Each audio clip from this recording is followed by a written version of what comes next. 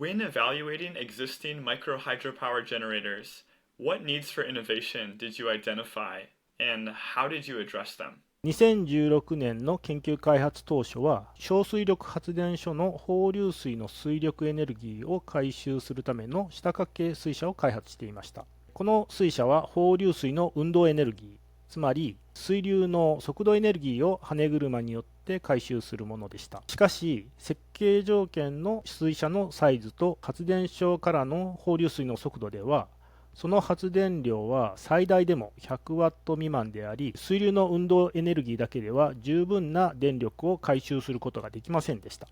So originally you were developing an undershot type water wheel, but the output was quite low. So how did this lead you to the development of WaterWeco's design? このような経緯から、次期開発対象の水車として、これまで岡山県の新見市の水力発電所で運用実績のある棟掛け水車を採用することにしました。この水車は羽車の半径程度の落差を利用することに特徴があります。例えば秒速1メートルで流れる1メートルの有効落差は洪水レベルの河川の流速に相当するおよそ秒速4メートル以上の運動エネルギーに匹敵します。従来の新見市の水車には半径型の経験的な羽形状が採用されていました。羽車の性能を向上させるためには、この羽形状を設計パラメータに基づいて最適化することが必要であると考えました。この水車性能を最適化するための模型試験では、その羽枚数や羽の角度などの設計パラメータが及ぼす出力への影響を流量を変えながら一つずつ実験しました。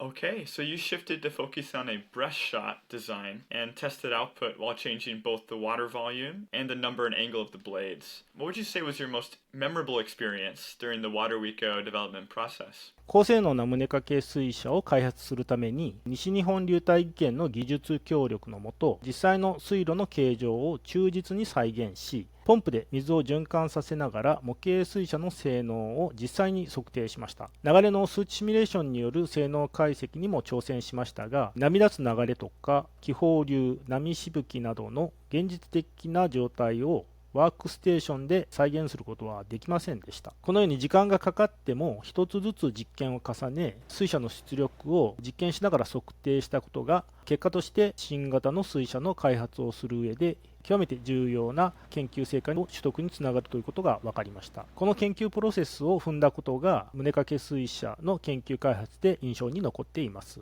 これらの試験データを蓄積して新しく開発した水車の効率は従来の水車よりも14% 向上させることができました。